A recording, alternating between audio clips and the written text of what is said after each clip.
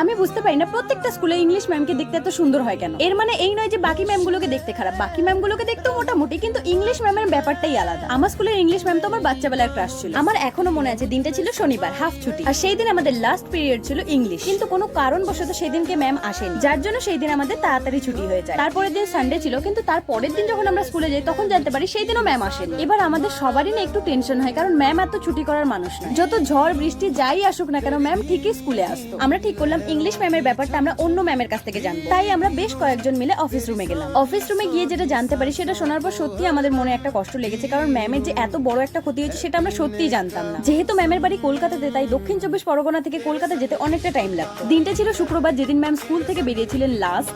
সেদিন নাকি যেতে গিয়ে ম্যামের নাকি একটা বড় অ্যাক্সিডেন্ট হয়। সেদিনকে লিফট বন্ধ থাকায় ম্যাম সিঁড়ি দিয়ে উঠতে গেছিলেন, আর সিঁড়ি থেকে পড়ে মাথায় আর হাতে একটু চোট লাগে, তার কারণেই ম্যাম আসতে পারেনি এতদিন। এরপরে যেদিন ম্যাম এসেছিলেন সেদিন ম্যামের সুস্থতা কামনা করে আমরা বড় একটা বুকে দিয়েছিলাম ম্যামকে, আর ম্যাম খুশি হয়ে আমাদের সবাইকে চকলেট খাইয়েছিলেন। বাই দ্য ওয়ে, কার কার স্কুলে এরকম ইংলিশ ম্যাম আছে সেটা কমেন্টে অবশ্যই জানাবে।